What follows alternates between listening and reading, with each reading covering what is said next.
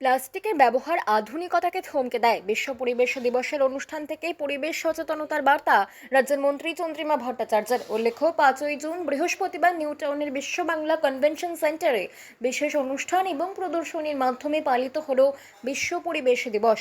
প্রদীপ প্রজ্বলন নয়, বৃক্ষরোপণ করে এদিনের অনুষ্ঠানে শুভ সূচনা করেছেন চন্দ্রিমা। মন্ত্রীর পাশাপাশি এই অনুষ্ঠানে উপস্থিত ছিলেন বিশিষ্ট শিক্ষাবিদ অজয় কুমার রায়, পরিবেশ দপ্তরের অতিরিক্ত মুখ্য সচিব রোশনি সেন, পশ্চিমবঙ্গ দূষণ নিয়ন্ত্রণ পর্ষদের সচিব জগদীশ প্রসাদ মীনা সহ প্রমুখ বিশিষ্ট ব্যক্তিবর্গ।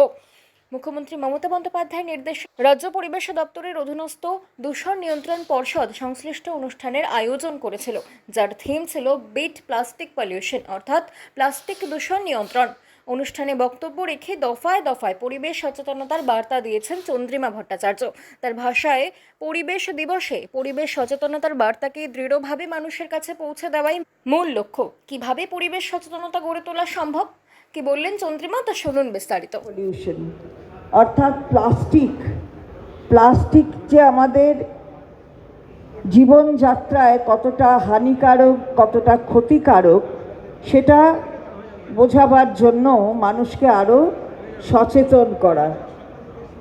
আধুনিক যুগে প্লাস্টিকের ব্যবহার মানুষ করেন, কিন্তু সেই প্লাস্টিক যে উল্টে মানুষের এই আধুনিক জীবনযাত্রাকেই ব্যাহত করে, সেটা মানুষ হয়তো এতটা সচেতন নন। তাই এই এই পরিবেশ দিবসে যে পরিকল্পনা নেওয়া হয়েছে, যে কিভাবে সচেতনতা তৈরি করা যায়, সমস্ত নদী নালা এই সমস্তগুলো কিন্তু বাধাপ্রাপ্ত হয়, তাদের গতি বাধাপ্রাপ্ত হয়।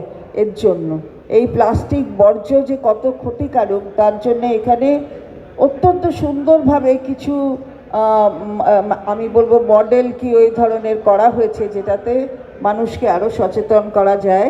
আমি আপনাদের কাছে অনুরোধ করব যে আপনাদের মাধ্যমে মানুষের সচেতনতা আরও বাড়াবার উপযুক্ত ব্যবস্থা দয়া করে করবেন, কারণ আপনারা অত্যন্ত গুরুত্বপূর্ণ স্তম্ভ বলে আমরা মনে করি। থিম হচ্ছে বিশ্বজুড়ে বিট প্লাস্টিক পলিউশন। সেই থিমকে সামনে রেখেই আমাদের দূষণ নিয়ন্ত্রণ পর্ষদ, যেটা আমাদের পরিবেশ দপ্তরের অধীনে, মাননীয় মুখ্যমন্ত্রীর নির্দেশিত পথে এই কর্মসূচি করেছে, যাতে মানুষের কাছে সচেতনতা তৈরি করার একটা ক্ষেত্র তৈরি করে দিতে পারে।